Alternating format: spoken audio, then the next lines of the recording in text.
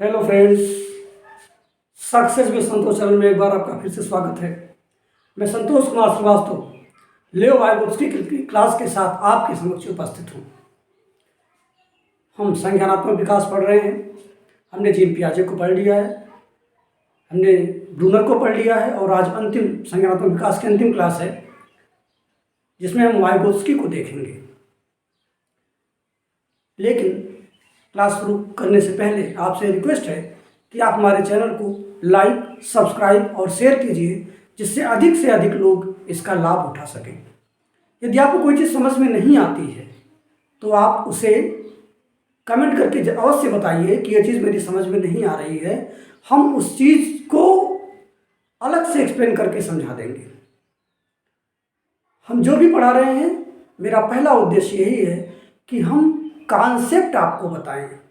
Concept clear करने के बाद फिर चाहे जैसे प्रश्न होंगे हम आपको उसे सॉल्व कराएंगे। जो एक दो पॉइंट छूट जाते हैं वो जब हम प्रश्न आपको लेकर आएंगे, प्रश्न की श्रृंखला लेकर आएंगे तो उसमें उसका एक्सप्लेन करके हम और अच्छे तरीके से आपको बता देंगे। लेकिन ये तब संभव है जब हमारे चैनल को आप लाइक, सब्सक्राइब और शेयर कर कीजिए। हम आपसे और कुछ नहीं चाहते हैं, बस इतना ही चाहते हैं कि आप हमारे चैनल को लाइक, सब्सक्राइब और शेयर कीजिए जिससे अधिक से अधिक लोग लाभ उठाएं और हमारा चैनल चलता रहे, सब लोग पढ़ते रहें। आइए शुरू करते हैं आज की क्लास। लियो वाइगोत्स्की। लियो वाइगोत्स्की एक रूसी मनोवैज्ञानिक थे। लियो वाइगोत्स्की एक रूसी मनोवैज्ञानिक थे जिनका जन्म 1896 में और मृत्यु 1934 में हुआ था। इनका सिद्धांत जो है, इनके सिद्धांत को हम सामाजिक सांस्कृतिक सिद्धांत के नाम से जानते हैं। सोशल कल्चरल थ्योरी के नाम से इनके सिद्धांत को हम जानते हैं। इस सिद्धांत में इन्होंने बताया क्या है? इस सिद्धांत में इन्होंने कहा कि बच्चा अपने समाज और संस्कृति से अंतःक्रिया करके सीखता है। बच्चा अपने समाज और संस्कृति से अंतःक्रिया करके सीखता है। लियो वाइगोत्स्की ने क्या कहा है कि बच्चा अपने समाज और संस्कृति से अंतःक्रिया करके सीखता है, यानी सामाजिक अंतःक्रिया के बाद विकास होता है। जबकि जीन पियाजे ने कहा कि विकास पहले होता है और इन्होंने क्या कहा कि सामाजिक अंतःक्रिया के बाद विकास होता है। अब इन्होंने अपने कॉन्सेप्ट को क्लियर करने के लिए दो अवधारणाएं दी, दो कॉन्सेप्ट दिए हैं इन्होंने, और उन दोनों कॉन्सेप्टों में एक का नाम है जेडपीडी और दूसरे का नाम है स्कैफोल्डिंग। जेडपीडी मतलब जोन प्रॉक्सिमल डेवलपमेंट। इसी नाम से आपकी परीक्षाओं में प्रश्न पूछे जाते हैं।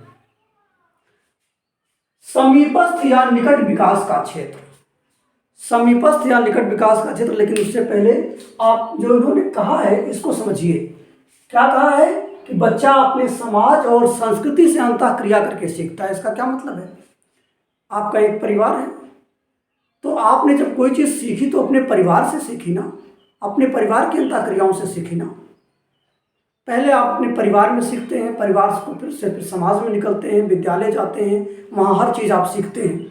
तो सब वही चीज़ उन्होंने कहा है कि समाज और संस्कृति से अंतःक्रिया करके ही हर चीज़ सीखी जाती है और उसके बाद विकास शुरू होता है।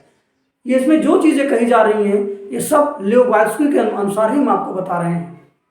लास्ट में दो पॉइंट हम आपको बताएंगे, जीन पियाजे और इनमें समानता क्या है और इनमें अंतर क्या है। कि दो पॉइंट कम से कम क्लियर करेंगे क्योंकि दो पॉइंट एग्जाम में पूछे गए हैं।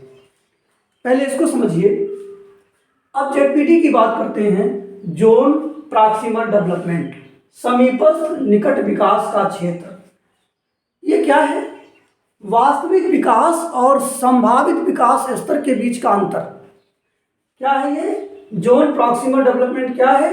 वास्तविक विकास, रियल डेवलपमेंट के जो स्तर हैं और जो संभावित विकास, पोटेंशियल डेवलपमेंट के स्तर के बीच का अंतर जो है वही क्या है? जेडपीडी है। वही संभावित और निकटस्थ विकास का क्षेत्र है। जैसे पहले आपने यूपी टेट का एग्जाम दिया, यूपी टेट के एग्जाम में आप बिना तैयारी के चले गए तो आपको क्या मिला, 70 नंबर मिला, 72 नंबर मिला। बाद में आपको किसी ने बताया कि संतोष सर पढ़ा रहे हैं और संतोष सर अच्छा पढ़ाते हैं, उनसे पढ़ लो तो आप 90 नंबर क्रॉस हो जाओगे। तो पहले आपने क्या किया, जब आप पहली तैयारी कर रहे थे तो आप नंबर कितना पा रहे थे, 80। आपका लक्ष्य कितना था, 120 नंबर पाने का था। आप पाए, पहले बार आपने 70 नंबर लिया और जब सर ने पढ़ाया तो आपके 95 नंबर हो गए। तो इसके बीच में एक माध्यम है, इसके बीच में एक माध्यम है, रियल डेवलपमेंट से पोटेंशियल डेवलपमेंट तक पहुंचने के लिए एक माध्यम है, और वो माध्यम कौन बने, संतोष सर बने। तो आपका संभावित विकास कितना था, 120, और रियल विकास आपके पास कितना था, 70। लेकिन जब आपने एक माध्यम बनाया तो आप कहाँ पहुंच गए, 95 पर। और यही जो डिफरेंस है, यही क्या कहलाता है, पोटेंशियल डेवलपमेंट कहलाता है। ठीक, जैसे जब आपने पढ़ना शुरू किया तो आप शुरू में मान लीजिए क्लास में आपका परफॉर्मेंस नहीं ठीक था, रियल डेवलपमेंट आपका कम था, आपके 10 नंबर में से 3 नंबर ही आते थे टेस्ट में। फिर आपने कोचिंग ले लिया, और जब आप कोचिंग लिए तो 10 में 7 नंबर आने लगे। संभावित आपका 9 नंबर था कि हमें 10 से 9 नंबर चाहिए, लेकिन वो धीरे धीरे ऊपर के ग्राफ संभावित स्तर तक आप पहुँचने लगे। तो उसी बीच का जो अंतर है वही क्या कहलाता है, संभावित विकास का अंतर कहलाता है। वही क्या कहलाता है, ZPD कहलाता है, जोन प्रॉक्सिमल डेवलपमेंट कहलाता है। ठीक, अब हम बात करते हैं इसके फोल्डिंग की, जैसे पहाड़ या ढांचा की।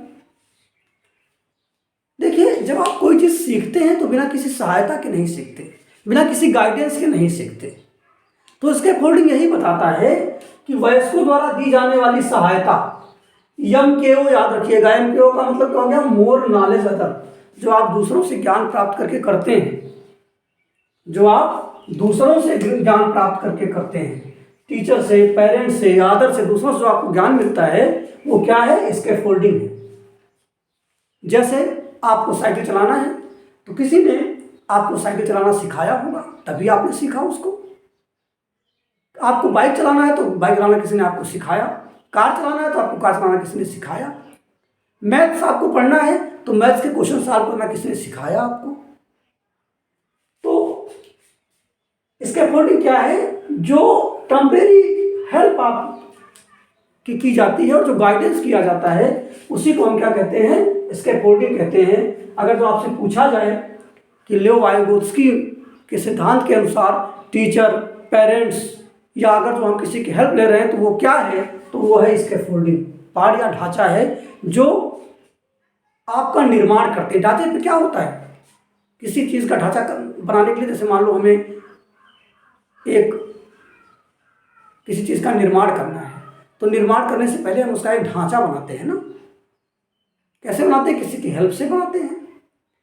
तो ऐसे ही जब किसी से टेम्परेरी मदद ली जाती है, किसी से सलाह लिया जाता है, किसी की गाइडेंस ली जाती है, तो वो चीज़ हम सीखते हैं, उसी को हम कहते हैं इसके फोल्डिंग।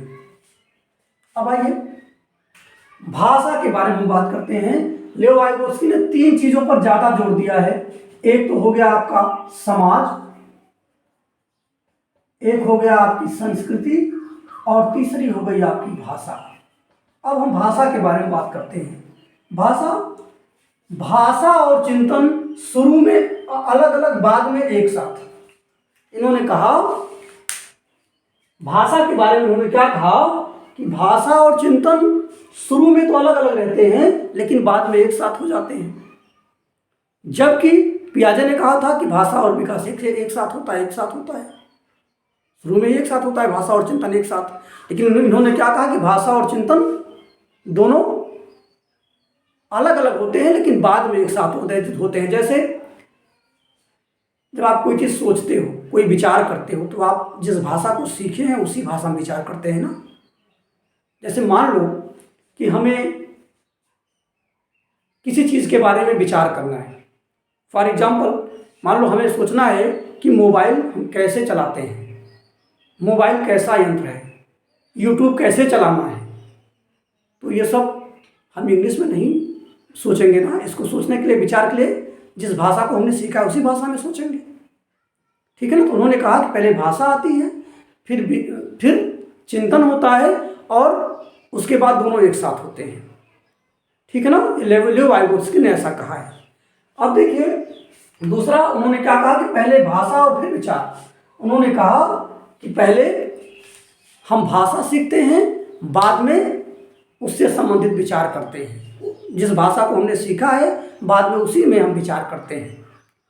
जैसे हम हिंदी बोल रहे हैं तो हम जो भी विचार करेंगे वो सब हिंदी में ही करेंगे। तो उन्होंने यही कहा कि भाषा और चिंतन अलग अलग शुरू होता है, लेकिन बाद में दोनों एक साथ हो जाते हैं और उसमें भाषा पहले और विचार बाद में आता है। तीसरा बहुत इंपॉर्टेंट है, भाषा संज्ञानात्मक विकास को सुगम बनाती है, यानी भाषा गाइड करती है, संज्ञानात्मक विकास के लिए गाइड करती है। कौन? भाषा। तो भाषा संज्ञानात्मक विकास को सुगम बनाती है, मतलब भाषा के माध्यम से ही तो हम जो हमारे अंदर संज्ञान आएगा, जो हमारे अंदर मानसिक बुद्धि का डेवलपमेंट होगा, वो कहाँ से होगा? जिस भाषा को मैंने सीखा उसी भाषा में होगा। अगर जो हम इंग्लिश भाषा को पढ़ रहे हैं, जैसे कुछ बच्चे होते हैं इंग्लिश मीडियम के और उन्होंने शुरू से इंग्लिश में ही सारी पढ़ाई की, तो उनके आइडिया कहाँ से आएंगे? वो आइडिया कैसे लिखेंगे, कहाँ से सोचेंगे? इंग्लिश में सोचेंगे। हमने हिंदी सीखा है तो हम अपने संज्ञान को किस में लेंगे? हिंदी में लाएंगे, हिंदी में सोचेंगे, हिंदी में करेंगे। ठीक है ना। तो भाषा संज्ञानात्मक विकास को सुगम बनाती है और उसे गाइड करती है। यह प्रश्न बहुत महत्वपूर्ण है, निजी भाषा, आंतरिक भाषा, इसी को हम प्राइवेट स्पीच कहते हैं।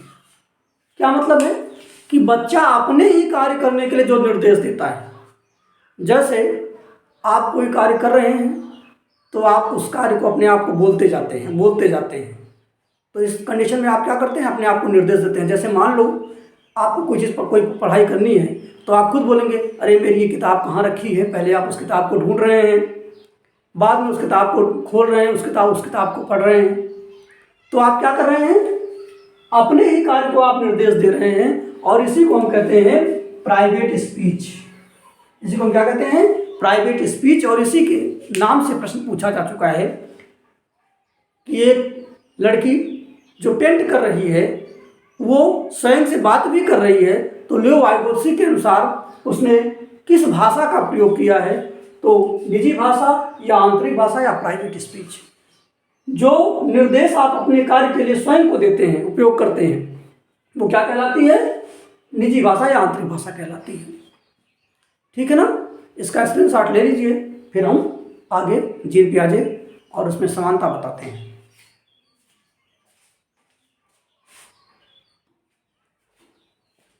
स्क्रीनशॉट ले लिया होगा।